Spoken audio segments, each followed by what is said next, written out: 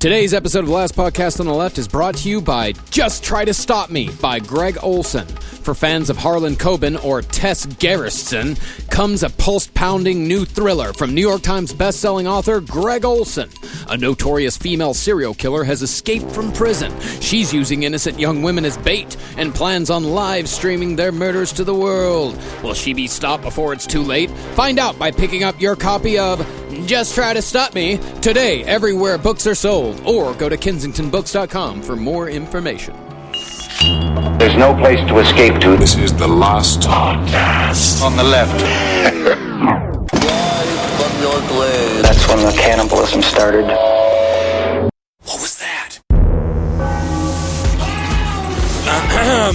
You know what's really, probably the saddest thing of all about Rogaine? What? Is that when you read about it, I went to go, do some research about side effects of Rogaine, what can it do to you and stuff. And the saddest thing is someone saying, yeah, I gotta use Rogaine every day, but it kind of also sort of doubles as, a hairstyling product.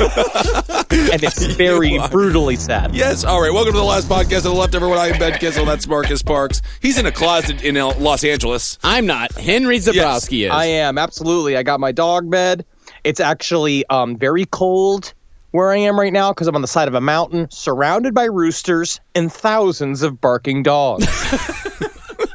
I feels like I'm in a weird tenement camp at the end of the world. Right? Well, a weird tenement camp is sort of what we'll be talking about today. Oh, definitely what we're going to be talking good about Lord. today. All right, so this is The Children of God Part 2, and I can only describe this episode as spunky and disgusting because I am not very looking forward. spunky. It's very spunky, and I'm not going to lie, I'm not looking forward to the content. We are three people. I would describe us at a base level as pretty horny. Yeah. Right? The three of us are all got pretty healthy sex drives. I'm like a little chihuahua. I've described this last episode.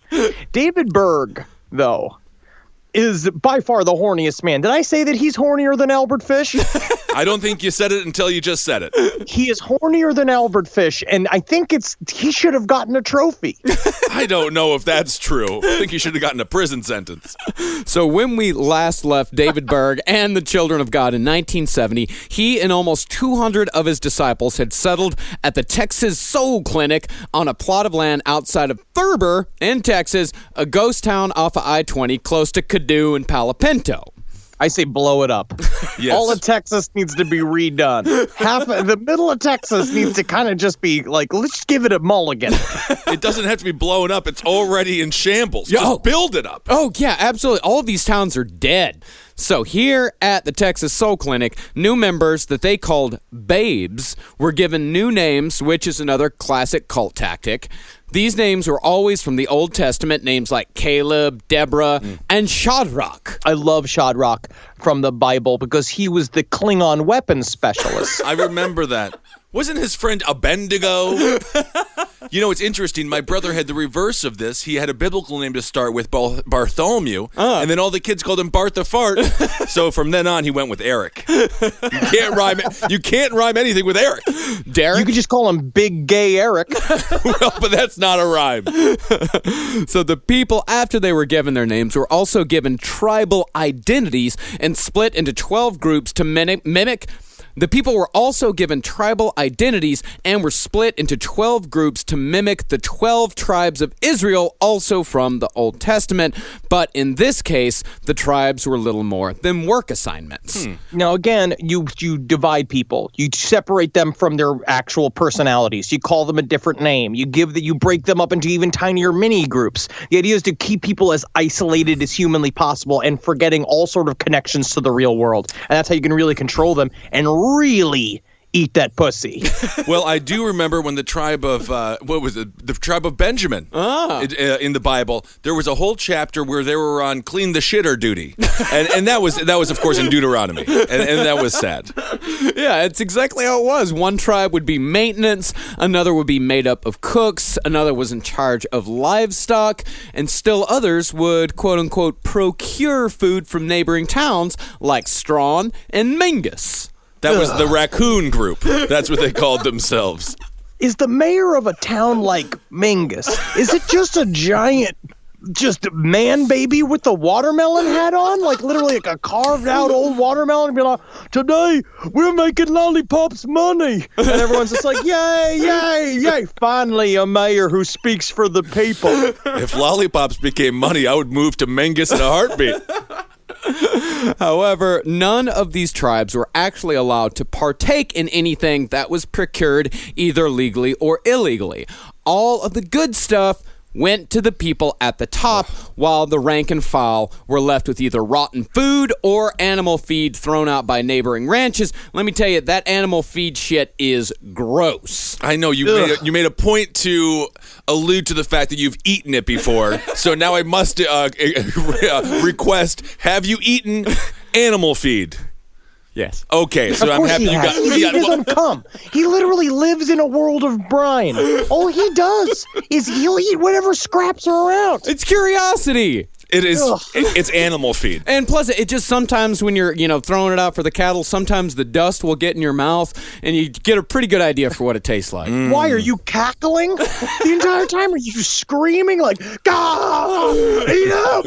Everybody eat up! It's dinner time!" Like a fucking psychopath? Yeah, and no. And like I said, like when you're a kid, the slang term for some of the cattle pellets that you give them, cake is the slang term. Yeah. So when you're a kid, it's like, oh, it's called cake. Let's see if it tastes like cake. It don't taste like cake. Yeah, because why would they give cows food that tastes like cake? It doesn't make any sense. It's not their birthday. If I was a farmer, all my cows would be eating cupcakes by Melissa all day long. Ooh, what kind of beef would that make? Ooh, that would be good. Anyway, we got to get back to the children of God here. I can't think about cake beef. Ooh, God, that's good. Now, at the Texas Soul Clinic, as it would be for much of his rule, David Berg held an authoritarian rule over his disciples, with all decisions happening from the top down, which was a privilege of being the end times prophet. He was the guy at the top. He was the guy at the end of the world, like this guy knew what he was talking about. And since God had told Moses David about the end of the world and all manner of other things, it wasn't so much of a stretch to think that God would also give David Berg instructions on the cult members' day-to-day lives. Now, think about this. This Texas Soul Clinic was a guy, I believe it was Fred Jordan, who was like an old sort of like teacher of David Berg. They were back in the day when he was more evangelical and like wearing suits and shit. They knew each other, and they got into a disagreement where Fred Jordan was like, I don't want to work with you anymore. You're obviously a pervert. And he was like, no, and they left. When he shows back up, he shows up with this fucking busload of hippies that are all like, the way they said that their smiles were like both either like empty but also ironic, like they were like ha ha ha ha ha, like acting like it was all normal. Obviously it was not. They're living in a world of shit. The way they described it is that their campouts were just covered in trash, where they would just pile all of the food and stuff that they stole from other neighborhoods into a big pyramid in the center, and then they would go and pick shit out of it. There's only so long you can handle that without not believing the guy that is telling you to do that is Jesus Christ. Yeah, there's no way that bizarre trash heap Christmas tree that you made out of food is an indication that person you're following is the second coming of Jesus himself. It's like Fraggle Rock. Yes. It does sound kind of fun, I have to admit, like go into a huge Christmas tree of rotten food and just grab whatever you want. It sounds like Neverland Ranch, or like Neverland, the real Neverland, but it's actually more like Neverland Ranch. Yes, because that's of true. all the kid fucking. Right. So here's how a day in the average member of the Children of God would go. Mornings were Bible study, after which each member was given God's orders for the day as was befit their tribe. Every member was also assigned a buddy who stood at their side at all times, including on trips to the bathroom. And speaking of the bathroom, the Children of God had a strict 2 sheets rule, meaning nobody could use more than 2 sheets of toilet paper on each trip. I wouldn't last a second. Yeah, I need 2 hearty handfuls. Yes, I just like to, I'll just take 2 rolls and go into the bathroom with that and come out with 2 empty rolls. But you know that if you actually read, if you've ever spent time, like if you ever forgot your phone for some reason and you're in a bathroom and you've just read the label of the toilet paper roll, right? It says that 2 sheets is supposed to be the normal quote unquote serving of toilet paper. Well, I don't know. For who? I don't know. I mean, I dainty eat lady. as much flax as I could jam into my system. Like sometimes I'll poop a bunch of rocks. Like I put a bunch of just like little like diamonds. Like I'm a little fucking like I'm run by the Rothschilds. Like my guts are. But I still need more than 2 sheets. Most people do. Yeah. So it's a survivor type setting. Jeff Probst should be there breaking up the camps. So that's what's going on. Divide and conquer. Yeah, huh? divide and conquer. And while those people were in the bathroom, they more often than not used the time for Bible studies.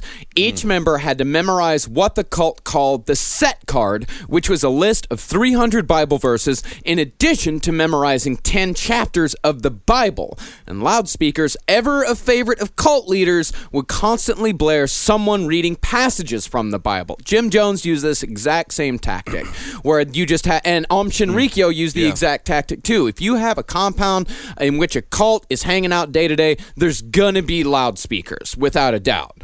And when people were reading their passages aloud during Bible study, they would also usually listen to a tape saying the exact same words.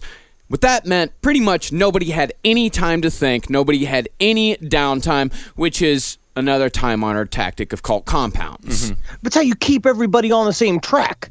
You know what I mean? So you keep everybody in the vibe, because the part about it's keeping a vibe going. Because the idea is also you're trying to build up the tempo. We're headed towards the end of the world. All of this is like it's present. It's happening right now. And also what we're going to talk about too is that this was a very puritanical society at this time. There was no sex yet. It was just work and Bible passages. So is it possible that, when one of the members of the cult Children of God were going and speaking into the loudspeaker, they just started to sing, and then that person became Katy Perry? Is that possible? There were actually a couple of people a couple of celebrities that grew up in the Children of God. River Phoenix and Joaquin Phoenix grew up in the Children of God. Wow. Rose McGowan grew up in the Children of God. That's pretty much it. But that's some heavy hitters right there. Some of my favorite actors. Yeah, wonderful people. God, Rose McGowan. She made my pubic hair grow. Scream. I can't even get into it. So everything at the Children of God compounds were communal down to the shoes, with nobody having any possessions save one, a Bible. Each person was allowed to have their own Bible, and that was it, which is an isolation technique in and of itself. Possessions... Think about this. David Berg could straight up say, like, look, you could use a Bible is perfect for anything. You could scare a fox away with it. You could rip out the papers and eat it, and that's fiber. Help you towards your 2-sheet rule. Am I right, young Marjorie, with your puddles of pudding you make every morning? I've seen it. Cleanest butt in town, but not a page left in the Bible, huh? See, really, no matter what people say, possessions are important to humans. It's just the way that we're built. Yeah. And stripping possessions down to just one thing makes that possession the de facto most important object in that person's life. If you ever watch Lock Up Raw on MSNBC, you'll notice prisoners, they have a finite amount of objects, usually like 20, and those are life. So you're like, how did someone get stabbed for stealing somebody's, rosary or whatever it might be? And it's because that thing is the most important thing ever. Exactly. So when the children appeared in public, they would often be seen wearing red sackcloth. Sackcloth is a material that's usually made from black goat hair and is extremely uncomfortable.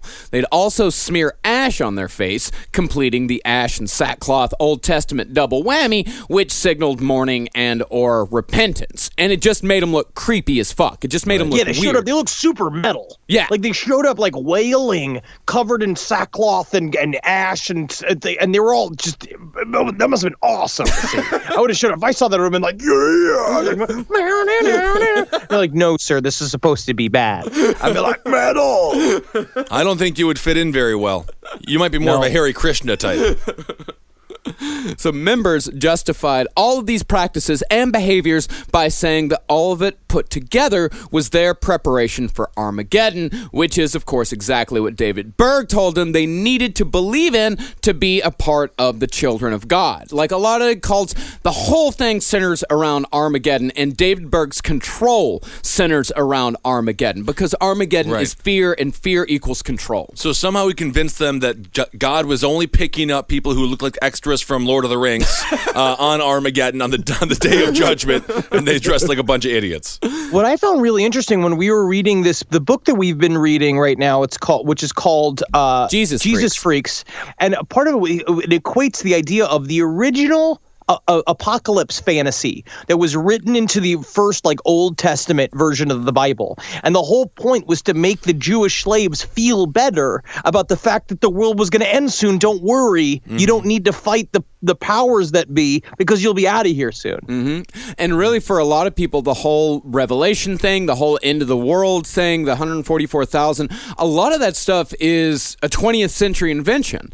Most of that stuff people didn't take that shit seriously for a very long time until there was a book, I can't remember what it's called. It's called The End of All Things or something like that. It was written by one of those evangelical assholes. Right. It became extremely popular. It was one of the best-selling books of the decade. And that's really when that really apocalyptic beliefs and when people realized that those apocalyptic beliefs could be used to their advantage, that's when that really started. It was in the middle part of the 20th century. Yeah, the Dr. James Dobson crowd. And my mother was a huge believer in Armageddon, which was a wonderful relief for me because I didn't have to go to school often because I would be like, I'm tired. She'd be like, the world could end on Tuesday. Yeah. Why go to school on Monday? Yeah. And was your mom's favorite song that Armageddon song by Aerosmith? We had an entire sermon on Aerosmith because there's that lyric Steven Tyler talks about not seeing God's way. What's the name of that one song that he did? I can't. Ragdoll? Not Ragdoll. Back in the Saddle.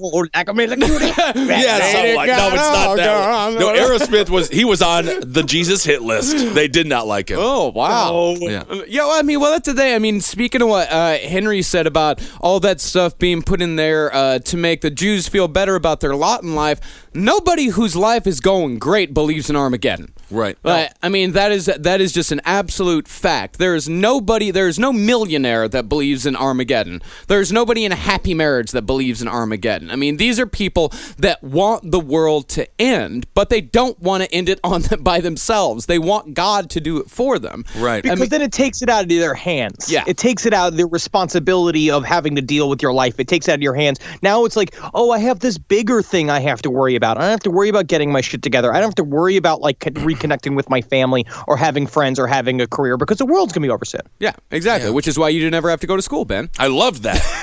If I had one really, really strong arm and one really weak arm, I'd cover my strong arm and then I'd release the cover and I'd say it's Armageddon. What? I don't know, but if I was an arm wrestler, that's what my nickname would be, Armageddon. I thought you were talking about just masturbation or something. No, not masturbation. What is wrong with you? You always go the blue route. I'm talking about a physical sport here. I am sorry, but I imagine the copyright on Armageddon in the arm wrestling world has to have been taken already. If it hasn't, I'm taking it. Well, about these cult members, about their general attitude, one father who lost a child to the cult, he described the members as having a, quote, depressing sameness. And that was by design by David Berg. But, despite all of this strict behavior, or possibly because of it, the Children of God actually managed to snag a semi-famous rock musician, Jeremy Spencer, one of the original guitarists for Fleetwood Mac, who played on their first 4 albums, left the band in 1971 for the Children of God, and remains a member in good standing to this day. And he was the only member of Fleetwood Mac to not have sex with Stevie Nicks. True! And that's amazing. That is amazing. But he is the first one to try cocaine up his asshole, which he taught to Stevie. You definitely need more than 2 sheets if you do that. But this is what's interesting here is that the music was a lot of how they got people involved in the cult. Because Aaron Berg, David Berg's son, also did the same shit where he would play, they would go and meet hippies by him playing guitar and being like, so you want to learn to rock like Jesus Christ?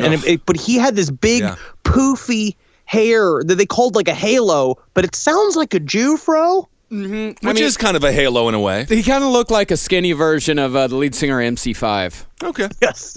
Not bad. Yeah, music is huge in these situations. Oh, yeah, it's gigantic. You know, I mean, and it's kind of the same thing again, like Om Shinrikyo. They used anime. They used the types of things. They always use the types of media that attracts the types of people that they want. Right. The Om Shinrikyo, they used anime and manga to attract pretty much nerds, you know, people that were kind of social outcasts. And the Children of God, they used music. They used like popular types of music to bring in. Because they were trying to get hippies. hippies. That's hippie bait. Right. Yeah, that's total hippie bait. Now, as I said before, every bit of this came from David Berg himself, who ruled the Children of God with a terrible temper, usually blasted out of his mind on wine. He was a mean, mean drunk. And he was always drunk. In fact, most of the sermons he gave at the Texas Soul Clinic were just drunk ramblings. You just get wasted, sit down in front of a bunch of people, and just ramble for a couple hours. Yeah, because it's true. Because we say right here, there's two different kinds of sermons at the TSC. One for the rank and file, for all the plebes, and then one for the central members, like his core group that were around David Berg, the only people that would hang out with him on a day-to-day basis. And basically, they would say his weird sermons, whereas that you'd go have dinner with him, and he'd have already had like 3 or 4 bottles of wine, and he would just do these weird, like, kind of top of his head, stream of consciousness. Making shit up. Yeah, just making shit up. Yeah, Basically, he just did what James Gandolfini did on his final night. Just got trashed off of wine. I love James Gandolfini, great actor. Oh. But now that you mentioned Christian music, I can't stop thinking of DC Talk and Carmen. And actually, I do want to say, you know, we mentioned the book Jesus Freak earlier. Yeah. There are 2 books named Jesus Freak. One, the awesome one about the Children of God, and one super lame one that's written by DC Talk. I'm sure it is. I had to listen to DC Talk on a regular basis. That's why I don't like music today. Yeah, and those sermons that David Berg would give, the rank and file ones, those would be really not necessarily anti-sex, but very restrictive of sex. He would tell them that sex was something to be saved for marriage. Lower members, they weren't even allowed to hold each other's hands. They couldn't even kiss before marriage. But if you were in the inner circle, especially if you were David Berg's children, sex was what the Children of God was all about. Why did he say it was going to be spunky and disgusting at the start of the show? Oh, here's why. Can you imagine if Santa was horny all the time? And that part of the thing is that when Santa came down to give you presents, is that his penis was all hard, and that he just was like, you would have to come down and be like, Santa, I'm sorry. Like, if kids that were awake, they said that's why you had to be asleep on Christmas Eve, because if not, Santa would go down on you. Kind of a horny Krampus story, huh? That's David Berg. Wow. See, the Berg family, they had always been extremely fucked up. But now that David had reached the status of end-time prophet, he could get away with pretty much whatever he wanted. Because think about this, is that when he was just wearing a suit, just doing regular preacher bits, he was doing the rub downs on his daughter to get her to go to sleep at night. Yeah, he was masturbating his daughter from the age of like 9. Yeah, this is the man who had sexual fantasies about his mother on a regular basis and all that stuff. Yeah, absolutely. Yeah, and he'd also been having, incestuous relationships with one of his kids by this point. But when Children of God came around and when he became the end times prophet, this is pretty much when you see when a person does something like that, when you have such a disgusting incestuous pedophile, this is what happens when that person gets to do whatever they want. When they get the license to take all of their fantasies and actually realize them. Yeah, but that's when Michael Jackson made Thriller. You know, like he just created a cult that went nowhere. Two sides of the same coin. It's Right. like, what do you do? It's like, yes, fantastic dance album, and you're probably the best it's ever been, King of Pop. Just leave Macaulay Culkin alone. Now he's made a pizza band. He made a band about pizza, which I don't know if goes back to Pizzagate. The Pizza Underground. It was all Velvet Underground songs, but he replaced a lot of the words with pizza. Macaulay Culkin did that? Yeah, it was great. He's still my favorite. God, I love him. Everything he's ever done. He was molested into that band. He was not. Pizza? No, there's nothing wrong with pizza. Pizza's all dirty now, thanks to #Pizzagate. Yeah. Well, we might say whatever. So here is an example of some of the fucked up things that happened between David Berg and his family. One night, Berg was holing up in a hotel in Dallas where he was hiding from embarrassment after getting deported from Israel, which is a part of what sparked the extreme anti-Semitism that he would display later on in life. And real quick, we were going to find out a lot is that they bounced around internationally all over the place trying to find a new home for children of God. Also, they were being persecuted everywhere. So they went to Israel thinking, oh, we're going to show up and they're going to love us. And literally Israel was like, no, get the fuck out of here. And they were like, you fucking, like, stop rubbing your daughter for a second. I need you to fill out this paperwork. Yeah. Today's episode of The Last Podcast on the Left is brought to you by ZipRecruiter.com. Are you hiring? Do you know where to post your job to find the best candidates? Posting your job in one place isn't enough to find quality candidates. If you want to find the perfect hire, you need to post your job on all the top job sites, and now you can. ZipRecruiter is a search engine for finding and posting jobs. You can find candidates in any city or industry nationwide. Just post once and watch your qualified candidates roll into ZipRecruiter's easy-to-use interface. If you have any issues, ZipRecruiter's friendly and human support staff is ready to help. They're featured in Forbes, Wall Street Journal, Time Magazine, The New York Times, TechCrunch, and CBS. And right now, our listeners can post jobs on ZipRecruiter for free by going to ZipRecruiter.com/LEFT. That's ZipRecruiter.com/LEFT. One more time, try it for free. Go to ZipRecruiter.com/LEFT. I do have a question about money. How do they finance these trips? Every person who joined the Children of God signed over everything they owned. Okay, so they just pulled it all together. It's an expensive trip. Yeah, they pulled it all together, and there were also business people around. You know, anytime they set up a new colony, there were people with money that were sympathetic to their cause and would donate to that. Oh, I see. But the majority of their money, we'll talk about how they came upon that on the next episode with a little technique called flirty fishing. All right. But we'll get into that later. So, while they were in this hotel room, Berg held a meeting with his daughter Deborah and her husband, his son Hosea and his wife, and Berg's son Aaron and his wife Shula, who had just recently married into the family. She was brand new with all this. So these are 3 children of his and their spouses. Yeah, exactly. And after the meeting was adjourned, Berg, stripped naked, took out a bottle of wine and said that it was time for a, quote, sharing party. I hope everybody enjoyed the meeting. I hope we wrote all the notes down as we got the composition books out. Did I see everyone close them? That's wonderful to see. I love you. I still want to remember how good you kids did in school. I'm so happy with how classes went today. Now, everybody, it's time to see Daddy's penis. This is absolutely disgusting. Yeah, sharing parties. They were family orgies. Although in the beginning there was no swapping involved, it was pretty much just a naked father who looked like Santa Claus walking around a hotel room watching his grown children fuck their spouses on mattresses on the floor. Look what I'm doing, Aaron. I'm jumping in between your legs. It's like a military exercise. I'm using it to challenge my dexterity. Oh, I like how you're fucking your wife. It's how I would fuck her if my penis worked. Which is also very interesting. We're going to find out he's also completely impotent. He can't get an erection. But in his second half of, like, during this whole time period. So he's just watching his kids fuck each other. Marcus is skeptical about his lack of vulnerability. Yeah. No, he could get hard. Well, he talked about, when he starts really getting into it with his granddaughter, he couldn't get it up. Yeah, he couldn't get it up with his granddaughter, but everybody else, he was fucking all the time. Oh, my God. Yeah, as we'll find out in the next episode, his son was quoted as saying, Dad was a really sexy guy. That's a good thing that he couldn't.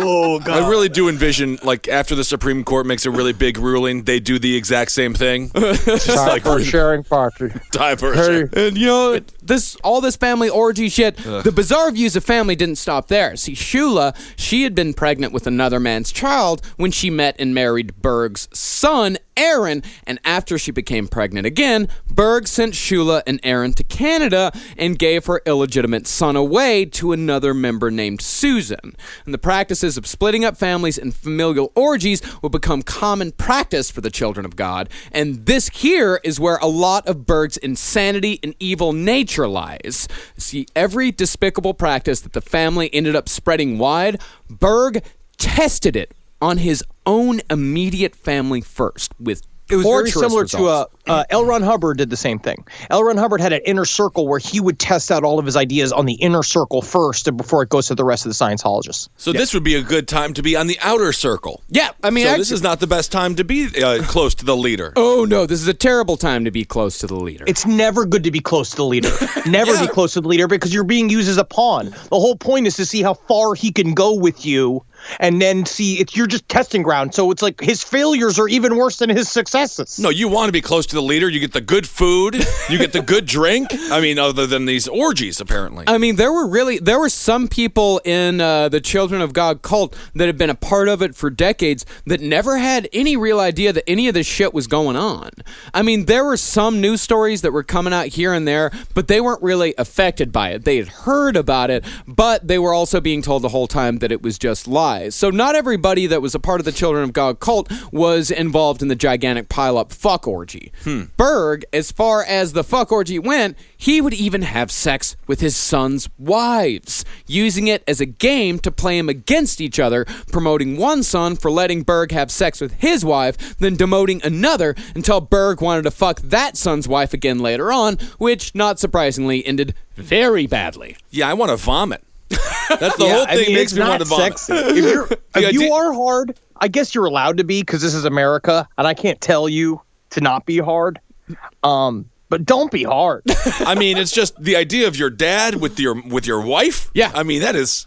And not only your dad with your wife, but your dad with your brother's wife, and your brother feeling good that he's getting promoted because your dad fucked your brother's wife, and you feeling bad because of that. Well, my older brothers are gay, so my dad would have to go deep sea diving in whatever they were getting into.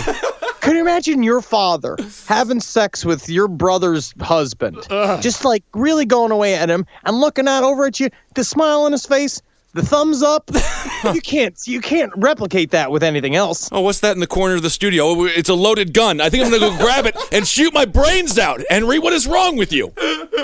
Good God. See, all this sexual promiscuity, it wouldn't really be a part of the official church doctrine for a while to come. At this point, publicly, Berg was just dipping his toe into polygamy. And think about how long the nail was on that toe. And I don't want the analogy. Dipping into the dipping the toe in analogy is extra disgusting given the context. May I put my toe in you? You do it.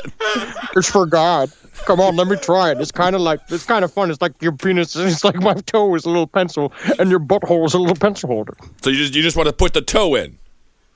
Yeah. All right. This is a cotton.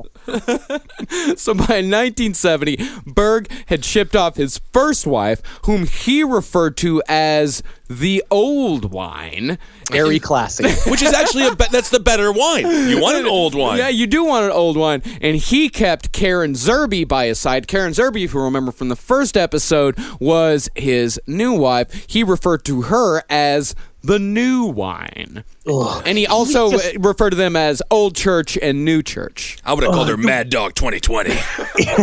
It's really David Berg sort of reminds me of a manager I had at Borders in Tallahassee, who was this big fat guy that was rumored to be a swinger. He wore nothing but pewter rings, and he thought he was the boss. He just thought he was the most romantic, slick dude with women.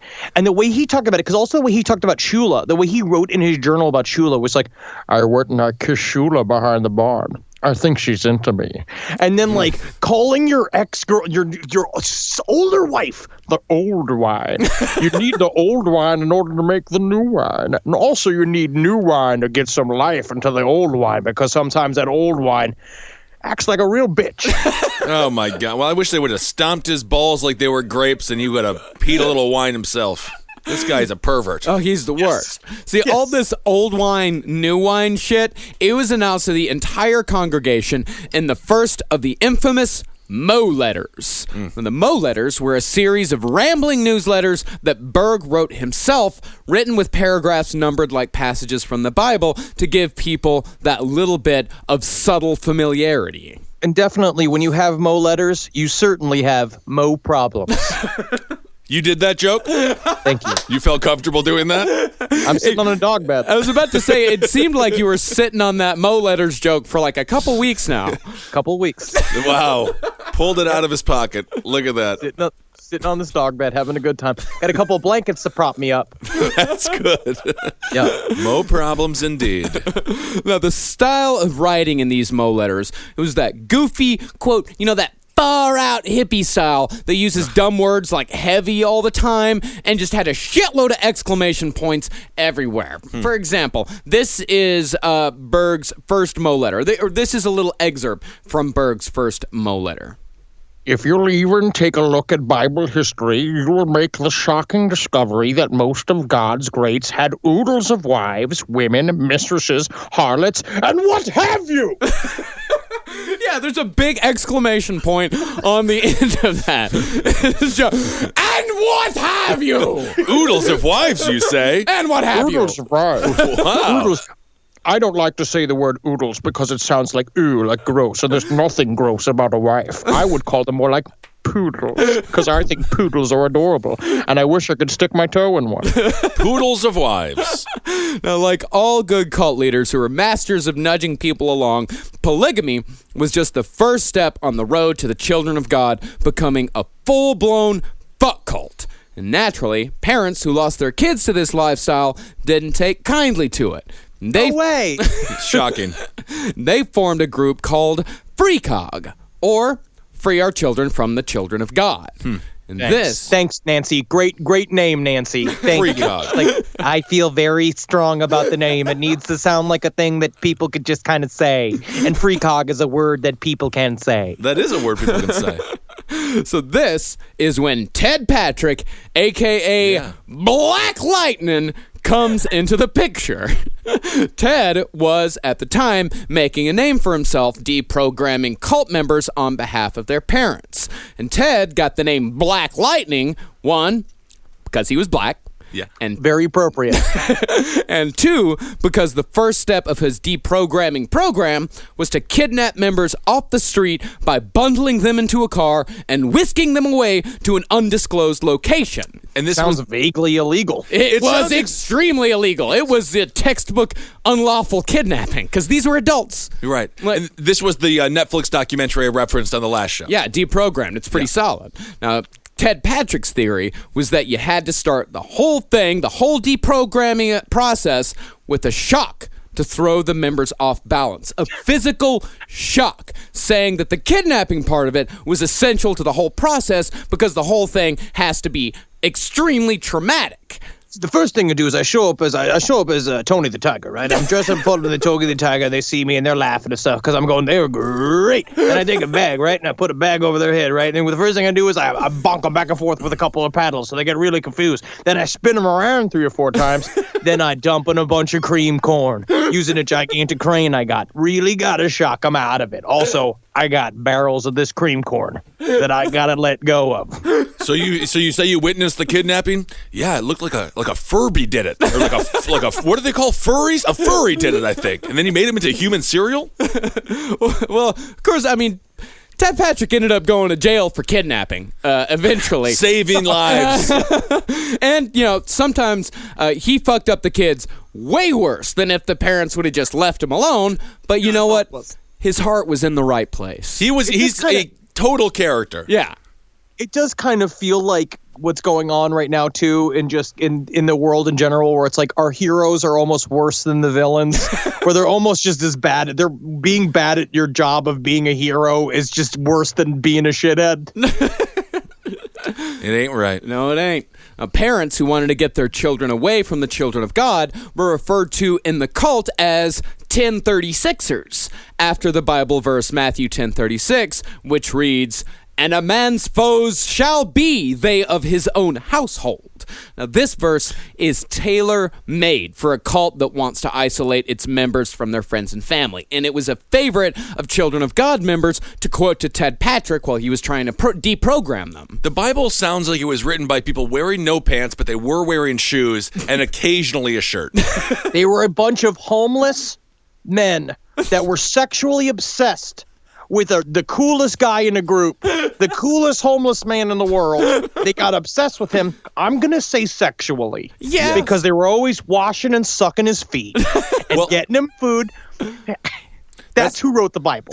But that is one of the myths about Jesus. He was actually fairly wealthy for the time. Really? Yes. Like people are like, oh, he wore sandals. No one else was wearing sandals. Yeah, I guess everyone else was barefoot. And he didn't exist. Yes, he didn't exist. That's another very possible truth there. Yeah, but what David Berg also used was the idea of, we always talk about this with cults, is that you use the idea of we're being persecuted to show, look, we're right. Yeah. The powers that be want to shut us down because we're too close to the truth. Yeah, and he called everybody outside of the children of God, anybody who tried to come in to take people away or to tell them that what they were doing was wrong, they were called systemites. I kind of like that. It sounds like it's out of Hellraiser. That's pretty. I want to be a systemite. But by the time Black Lightning showed up, Berg had already been releasing Mo letters for years and was starting to turn them sexual in the most subtle of ways. There was one called Squeeze, Don't Jerk, which was a reference to trigger discipline while using a gun rather than masturbation. You're supposed to squeeze the trigger, not pull the trigger. And he wrote, Squeeze, don't jerk, or you may miss the mark. And that's a sin. And that's a sin! Are you talking about guns, or are you talking about me grabbing your dick? That's funny. What am I doing right now? You're holding your... You want me to grab it? Yep. Okay. 1971. I'm not subtle. No, not at all, actually. Bless me for being subtle. If subtle was a crime, I am innocent. Yeah, no. In 1971, Berg wrote a Mo letter called I Gotta Split, in which he explained that it was necessary for him and Zerby to leave the country to spread the word of God. Now, this right here, what Henry's about to read, is an example of what Berg wrote in I Gotta Split as to why it didn't really matter where he was, comparing himself to the presence of Jesus. And this is some insane cult doublespeak bullshit. Hey there, party people. Hey there. How's everybody feeling? How's the mood of the room? Now remember, he's right here with me now, in me.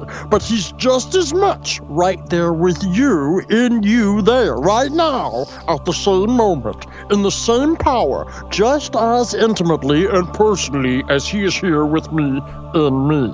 You can enjoy him just as much as I can. And I can thrill to his presence just as much as you can. And we can all enjoy him together anywhere, everywhere, anytime, all the time, in all his power and fullness. Just as much for you as for me, and just as much for them as for us, and just as precious and sweet and intimate as for any, by his Spirit through his words. For the words that I speak unto you, they are spirit, and they are life. Can you dig it? Can you dig it? Jesus Berg, I just have one question. Can we go to 3-ply? I have just had a bad problem lately, and I need to triple it up. What am I doing right now? You're holding your cock. Yep. Our last sponsor on Last Podcast on the Left, ooh, you know who it is. It's adamandeve.com. Go to adamandeve.com, and for a limited time only, you'll get 50% off just about any item. When you select your one item at 50% off, you'll also receive 3 free adult DVDs, plus a free mystery gift, and to top it all off, they'll even throw in free shipping on your entire order. adamandeve.com. Use the code LEFT at checkout. That's LEFT at adamandeve.com. You know what's also interesting? Another quote that David Berg used to use all the time?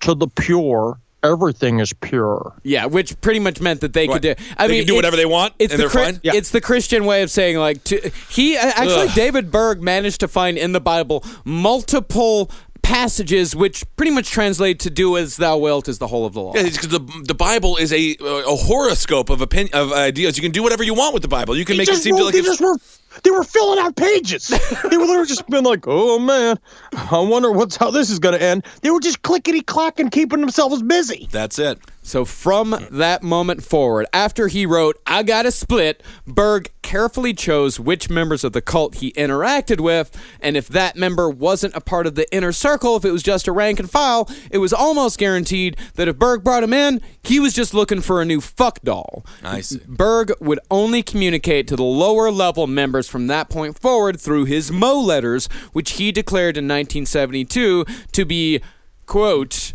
the very voice of God himself. It sounds like this, and it is a beautiful voice. It is a beautiful voice. Man, Mo letters, Mo problems. Thank you. That's what I'd say. Thank you. I'm copywriting that, by the way. Oh, you copyright that? Yep, I'm copywriting that. I will. I'm going to do that and put it on shirts. It's my brand. It's my new thing. It's how I'm ending everything from now on. That's a good idea. Yeah, and he said that these Mo letters, that they were on the level of the Bible. And at the end of the day, really, the children of God, they're kind of like a mixture of the Manson cult and the Mormons. See, both the children of God and the Mormons encouraged polygamy, and both attached writers to existing biblical materials to make Christianity their own thing while still being familiar. But Berg took it way further than the Mormons and started encouraging wife swapping and orgies in Mo letters, such as revolutionary sex, revolutionary lovemaking, love light, and the goddesses. Huh. They all sound like reality television shows now. As a matter of fact, there is a show called Wife Swap, and I'm pretty sure Berg is the executive producer. So Berg wrote that masturbation in public should be allowed, saying, quote, in the Western culture, it has been made a taboo. This has made public nudity or public sexual activity not only considered sinful, but they've also passed laws to make it even illegal when, as far as God's laws are concerned, these things are not unlawful at all. I remember that when Jesus spoke on the mountain about publicly jerking it. You know you could jerk off, right? Anytime guys, why you are we want. jerking off? Guys, hey, guys. That's right. You jerk off. Hey, Paul, Thomas, guys, jerk each other off, huh? This is fun. Having fun. Sort of the deleted scenes of The Last Supper was when they all jerked off one by one. Yeah, when the 12 disciples all played Ookie Cookie. That's right. Oh, yeah. Why You is know the that they bread so played good Ookie tonight? Chala. They played Ookie Chala like 97 times. You know that they did that all the time. That's how they they were just wandering around the desert. Not so unleavened anymore. So Berg, talking about his own first experience with masturbation, wrote, I will never forget that I was first taught how to successfully masturbate to a complete orgasm by an older boy who whispered it in my ear while sitting in the third church pew from the front during one of my father's Sunday morning sermons. I gladly accepted his invitation to go home with him for Sunday dinner to learn more, and he was most happy to teach me along with some of the rest of our friends. His simple little lesson was the soul of brevity. You just jiggle it up and down until it feels so good it hurts. Yes. Yes, please. Yes, queen. Give it to me. Sounds like you can't flush the toilet. Just jiggle the handle a bit. Yeah, you just jiggle it up and down until it feels so good it hurts. And that's also my comedy. That's my comedy philosophy. That's it. So he was molested. That's his story, right? yeah, I mean, by an older boy. Yeah. But he flipped it around. Yeah. He flipped it around to the hottest thing he could think of. Yeah, I guess so. That's true. Yeah, just remember that in the minds of Berg and his followers, this shit was on par with Jesus' Sermon on the Mount. I remember that when Jesus was like, and I looked at my mother Mary, and I got rock hard, and then I fucked my father. Yeah, because Berg would say, it's like, the Bible was written a long time ago. It's time for the new stuff. And this is the new stuff that Jesus wants you to know. This is the new stuff that God wants you to know. He's telling me specifically because, remember, he's Moses. So he's the conduit between God and the people of earth. And what didn't Moses have? Playboy. And think about it now. But this is also when he uses all that to kind of jump into pedophilia with 2 feet. He's just nudging into it a little bit. Nudging into it. He's jumping. He's a lemur going off the edge. He's talking about nudging into it. He's dancing like nobody's watching if the dancing was molesting the various members of his family. I think he's dancing like his family is watching. He's not nudging. He's not even close to pretending like he doesn't want to have sex with all of the kids. But to the cult members, like, they are taking these things a little bit at a time, is that he's just kind of suggesting it. Like, he's just kind of throwing it out there, just kind of seeing what sticks to the wall and getting people used to this stuff. Trumpian. Like this little bit right here is buried in paragraph 54 of Revolutionary Sex. Yeah.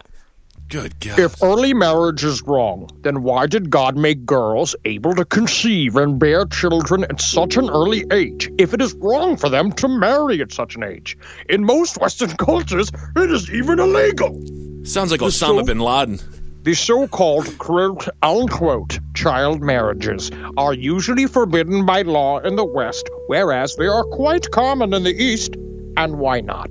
God has made boys and girls desirous of and able to have intercourse and bear children at those ages. So I say, pop the top. And you know what they say, once you pop that top, the fun don't stop. Don't bring Pringles into this. Do not bring one of my favorite snacks into your disgusting tale. If I were to name Pringles, I would call them Dingles, because Dingle is a funny name for my penis. All right, leave Pringles alone. And also, doesn't his logic fall apart when he brings up the boys? Mr. Kissel, what am I doing right now? You're holding your cock. Okay. Yeah, he doesn't come right out and advocate pedophilia and incest just yet, but he is just yet. Which, by the way, if you can't, figure out the foreshadowing, eventually he does. Yeah, I think they figured it out, Marcus. But right now, he's planting the seeds for acceptance. The only sexual activities that he preaches against are pulling out and male homosexuality, saying about the latter, To say the least, sodomy is insanity, insanitary, infectious, disgusting, degrading, dirty, perverted, and hazardous to the health of both body and mind. Jesus Berg, you fucked your son's wife. Yep. Oh, yeah. Took her to town. I took her to town. I took her to the library. I got her a library card. I took her to the dump. I took her back from the town. And I mean, I had sex with her. Huh. Yeah, and of course, with Berg, lesbianism, totally cool. Totally dope. Totally fucking sweet, bro. This is every Skid Row fan from the 1980s. Remember that when you had to win the argument against homosexual or for homosexuality not being a crime? You'd be like, "Do you like two chicks making out?" You'd be like, "Yeah." Two dudes? No. This is what he wrote about lesbianism. Personally, I don't see that lesbianism is any different from any other form of masturbation or sexual massage, which the Bible also seems to ignore. They're written by a human penis. This is just, if balls can write, this is what balls create. I just can't imagine anything illegal or immoral about just two bleach blonde girls with long fingernails just scissoring each other like a screaming X. I want to see it every day. So maybe we could go to the carnival, break the right balloons, and we can get those.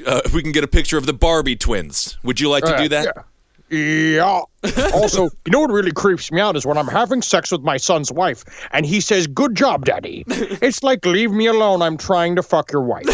Yeah, that is hard for you. you. Little kisses on the cheek. I can't stand hugging my son, but when I am just up to the pubic hair in my daughter, that's where I'm at peace. That's my me time. You're disgusting. You're a horrible person.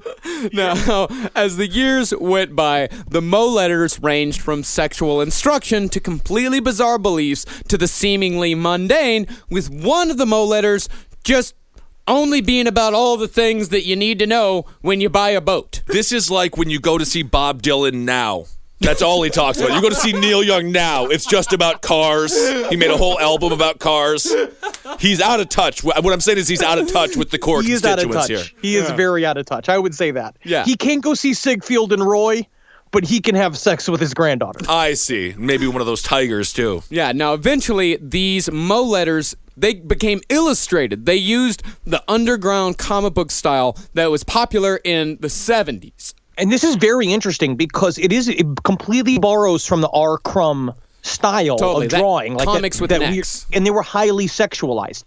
And also very similar to R. Crumb's lifestyle as well. David Berg and R. Crumb could be compared very easily because Arkrum is also sexually obsessed. You know Very that- strange. Well, Arkrum's just sexually obsessed with big girls. He's nowhere near the monster that David Berg is. No, I don't Arkrum think he's isn't a a monster. He's just a weirdo. I'm just saying he's horny. Yeah. Oh, he's super horny. Yeah, if you want to think about who would R. Crumb be if he could come back, or I don't even know if he's dead, but if the perfect spirit animal for R. Crumb, if you remember that Far Side picture where the woman, she's very heavy set, she's posting up the lost Chihuahua, and the Chihuahua's in her butt cheeks. That's R. Crumb. R. Crumb wants to be that Chihuahua so I bad. honestly, I can see how it's sexy. Oh, absolutely. Yeah, totally. Riding a big woman around. He I'd loves do it. Yeah. I'd do it. Have a great time. I'd fucking buy a special cowboy hat for it. I'd have a great time with it. Yeah, and like Henry said, these illustrated mole letters, this is when this shit gets extremely dirty and extremely graphic. This is an excerpt from one comic called Dad's Sex Talk. Okay, I'm going to vomit. I'm going to put it this way. If you ever, I'm going to put this, let me preface this. If you ever have a friend that's like, let's say you have like a crush on a girl or like a crush on a boy, and you have a friend that's like maybe going to hook up with that person, a really good thing to do is be like, hey, you should check this out, and give them a copy of Dad's Sex Talk, the one comic, and they will never have sex with anything ever again. Yeah. The sex talk from a father to a son should be wear a condom, and then the son looks at his father, says, okay, and then the conversation's done. Yeah. Yes. Well, but this is a little different. Yeah, yeah, and also the reason why it's called Dad's Sex Talk is because Dad was one of his names. He was Moses. He was David, Moses, David, Mo, and a lot of people just called him Dad. It's so gross. Yes. Here's what it is. The Lord put pubic hair between a girl's legs for a good reason. It's a cushion to absorb friction. He put a nice shock absorber right on your bumper. Now, some girls let that beard grow so long that it's almost impossible to find an opening in the undergrowth. I like to see it nice and neat and well trimmed. Not shaved, but trimmed with a pair of scissors. Leave enough so that it's still a good shock absorber, especially if you do a lot of you-know-what. Fucking. Fucking. That's what I said. I'll just say it out loud. Have I been again, put me in jail for being a subtle artist. Put me in jail for it if it's a crime. Because I am sick and tired of being subtle. I think it's time to really just straight up, when you're fucking, and you're really just grinding against your daughter, you need a shock absorber on there because That's not right. I hurt myself. Now, It's more for the protection of the man. Yeah. Undergrowth. Did you think that was an appropriate term there? Yeah, I did. I wrote it, didn't I? Didn't I, Mr. Sweet Little Lamb? Have you had sex with your daughter today? No, I don't have a daughter, and I wouldn't do that. That's why you're so surly. You need to make a daughter and then have sex with her. Just don't agree with anything that you did with your life. What am I doing right now? You're holding your cock. Yes. Okay. Yeah, and that's what these things were half the time, is that half of them were just instructions to his followers on how he liked to fuck. Yeah, how he wanted their bush to look like. Yeah, how he wanted their bush to look like. God. And he'd even talk about his like sexual preferences. He'd wander off into that every once in a while. This is another thing he wrote in Dad's Sex Talk.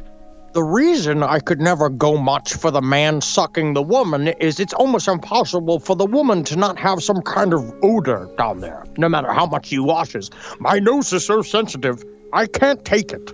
Yeah, he doesn't like to be in the undergrowth. I guess it's sort of like Stranger Things. What was it? The Upside Down. The Upside Down world, but it's the undergrowth. He is complete filth. Yeah. So at what point does he? Okay, so at some point he still has to be giving sermons about being good to your fellow neighbor. He jumps off it. He starts with it. Yeah. So this is.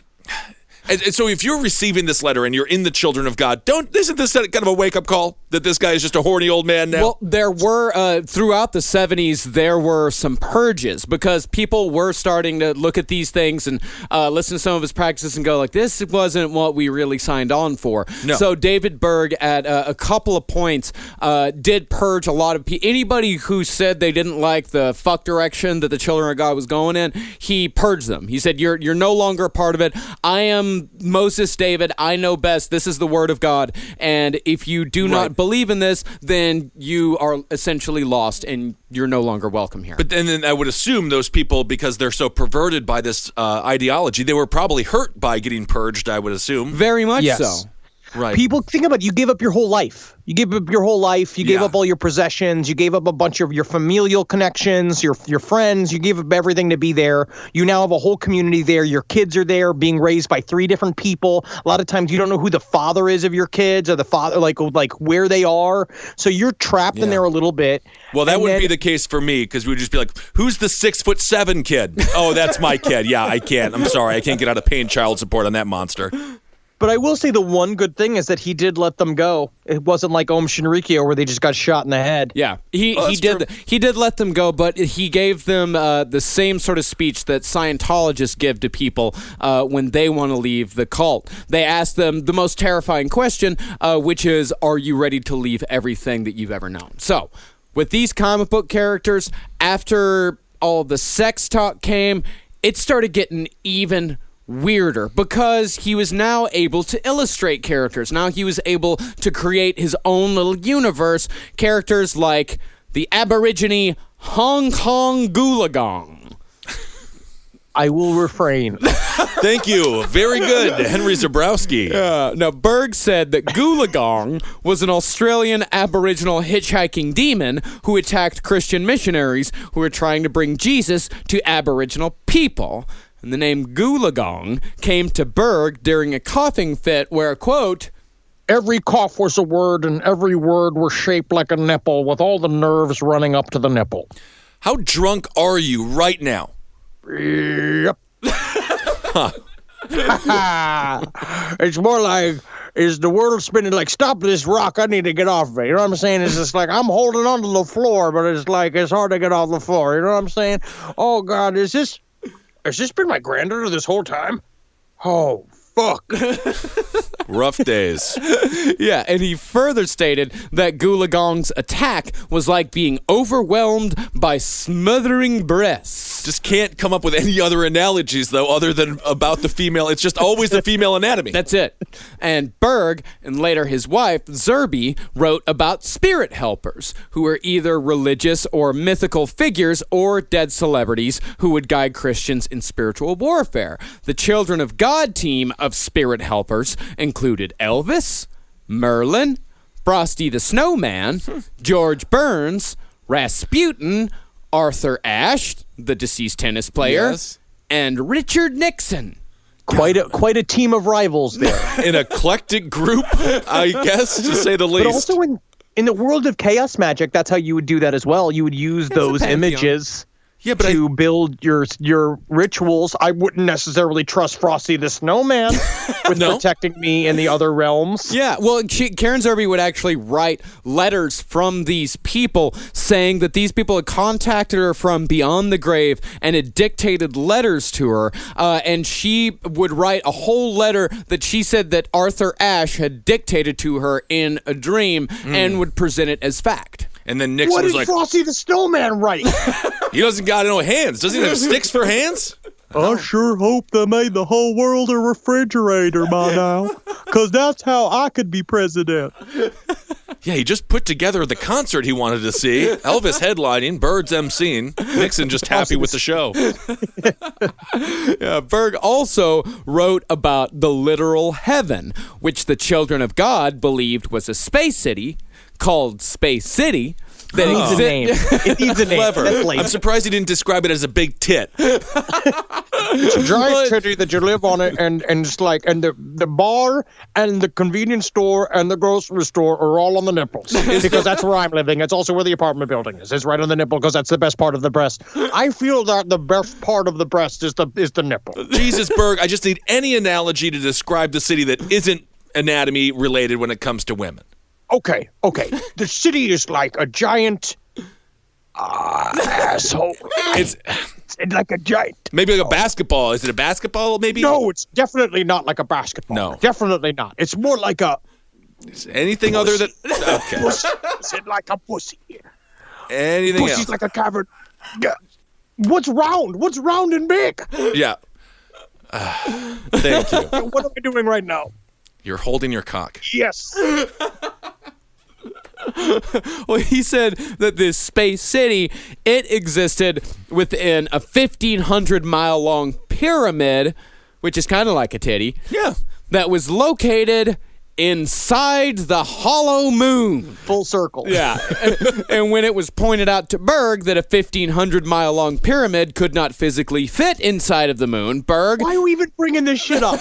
Why you even correct him at this point? Like, why would you be like, I'm not sure. Not exactly an astrophysicist here, Dad, but I've been looking at the moon. Seems like it's a bit of a generous assumption. You can get a 1,500-mile pyramid in there. I don't mean to copy edit you. Does seem like a strange part to draw a line in the sand regarding that. And Berg, using classic hollow moon logic, said about It's impossible for astronomers to obtain an accurate size of the moon because it's so far away. Brilliant. How are we supposed to get rulers there? How are we supposed to get titties there? The moon is at least 9 million titties wide. There's a mathematical formulation that they use to, really kind of decipher the size of the moon and those things. Are you some kind of astronomer? No, I'm just a normal person. Really interesting. It's interesting because it seems like only an astronomer would give me some kind of feedback like that, and you know for a fact that I hate astronomers unless they can all officially change their names to astronomers. I'll go with that. Again, what am I doing right now? You're holding your cock. Yes, every time. It's It's all I think about. I know. It seems to be the only thing you really hold. I never even... Have you had this rotten piece of grapefruit I found? It's all you're allowed to eat. I'll have it. Thank you. Very good. That's all you can have. I'm glad you appreciative. Yeah. Now, in one of the Mo letters written by Zerby, who took over when Berg was too sick and weak to write, she said that when a member of the family is masturbating or having sex, they were required to imagine that Jesus was actually having sex with them.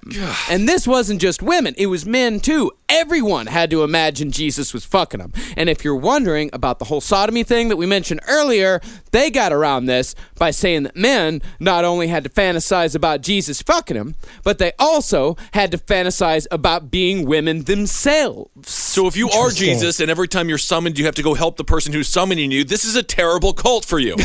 He just has to go bone all these dudes. Yeah, in Zerby, she even gave a list of phrases that members could say while Jesus was fucking them, a few of which we will now share with you.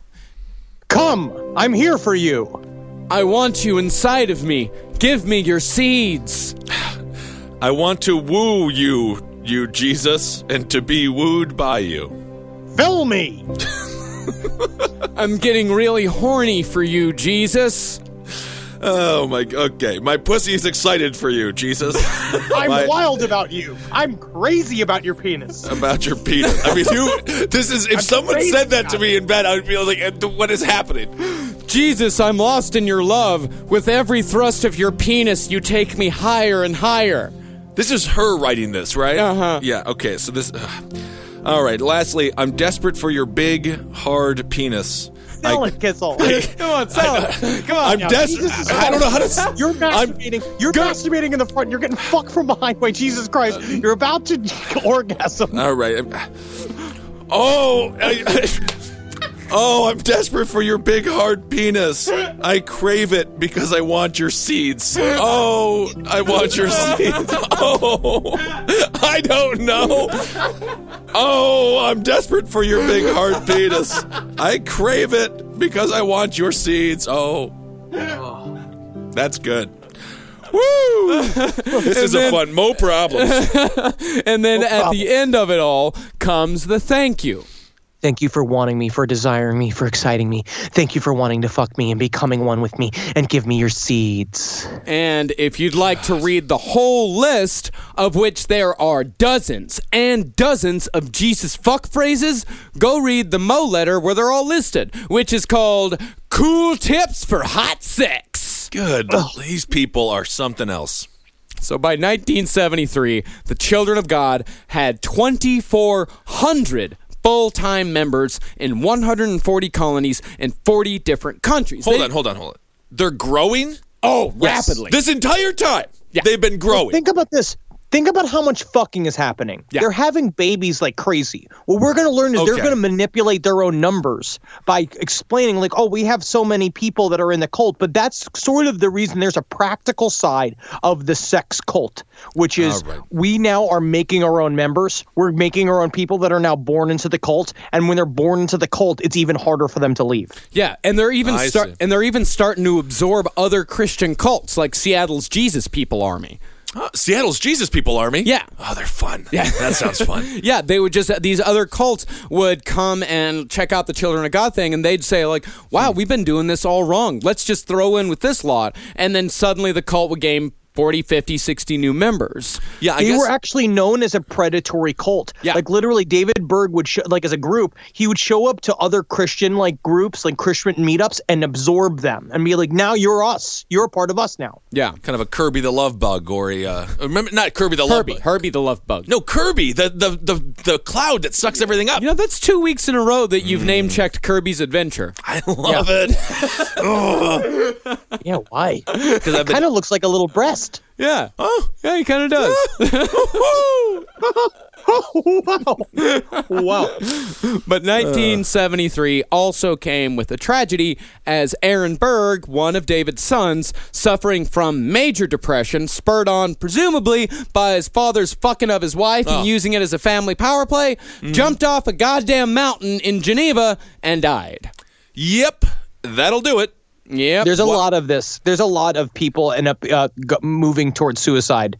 A lot of people cult. and a lot of former members, like people who leave the cult, especially some of the younger kids, a lot of it ends in suicide. Well, that's actually very sad. But with this younger boy, if you are someone who talks people off of mountains from committing suicide, to stop them from committing suicide, I don't even think he would have anything to say to this guy. Be like, why do you want to do it? He's like, my father fucks my wife. He'd be like, jump. You got to jump. But as far as we know, Aaron's death didn't have too much of an effect on his father. Berg was way too into fucking at that point to really care, and in 1974, he would introduce the most famous of all Children of God recruiting methods, flirty fishing, which is where we will begin the conclusion of the Children of God next week. Whew, all right. Wow.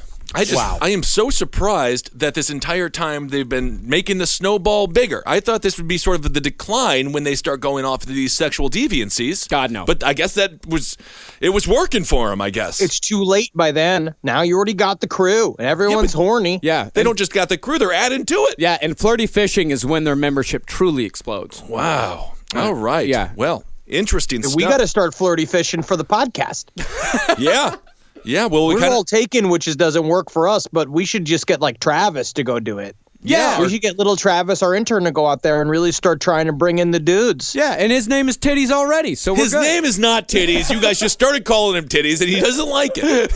It's very sensitive. Yeah. Well, thank you guys so much for listening. And let's talk about, let's see, we have some shows coming up we have to talk about? Yeah, we have some shows coming up. The next two shows that are on sale is you can go to cavecomedyradio.com/live and buy tickets for our early show in Portland and our early show in Boston. Seattle is sold out. Portland, the late show, is sold out, but I think we're going to be releasing some tickets day of. So make sure to follow us on Twitter at LP on the Left and go and join our Facebook group because we always announce stuff there. As soon as those tickets are released, we always announce it there. Anytime the tickets are released to new shows, we're going to be coming to Kansas City, Missouri here soon. Ooh. We're going to be coming to San Francisco. We're going to be coming to Toronto. We're coming to a ton of places, but these shows sell out very fast. So if you want first crack at them, or actually, if you want second crack at them, you can go and join our Facebook and Twitter pages. If you want first crack at them, go and join our Patreon page at patreon.com/lastpodcastontheleft. We always let our Patreon members know about upcoming shows and when tickets go on sale before we let anybody else know. It's just a little bit of a thank you for supporting us. Even people who only donate $1 per month get that advance knowledge. Yep. Thank you guys so much for everything that you've done. Of course, as we've been saying, Ben has been able to quit Fox News and is making all of his money just on Last Podcast. I'm doing the exact same thing, and we could not have done this shit without you guys. So thank you so much for supporting us. Thank you so much. We love it. It means a lot to us. It really we work does. very hard. And we have some exciting new, we can talk about the merch page. Absolutely. We opened up a brand new store, cavecomedyradiomerch.com, where right now we're just selling our logo shirt and our hail shirt. It's a lot easier than our old system. It's just an online store, and you're going to be getting them a lot faster than you used to get them. Everybody who's still waiting on shirts in our old system, Wendy is sending out the rest of them this week. We got a couple of returns, so if you have any problems, if you haven't gotten your shirt, cavecomedyradio@gmail.com is the address to go to, but all the rest of you, cavecomedyradiomerch.com is where you can get your t-shirts today. And we're also going to be releasing, now that we've got this new deal on this new site, we're going to be releasing a fuck ton of new t-shirts. We're going to be bringing the Heart Satan shirt back into production, so anyone who missed out on that one can go buy it at the site here in the next couple of days. And we've already sold a bunch. Thank you guys so much for supporting it. It's just another way to support us, and thank you guys so much for supporting us in everything that we do. We could not tell you how much we appreciate people really rewarding the hard work that we've put into this show over the last 5 or 6 years. And what you've done with Cave Comedy Radio in general, Marcus, has been amazing. There's so many shows in the top 100 on iTunes, top 50 on iTunes. It's unreal. Yeah, it's real good.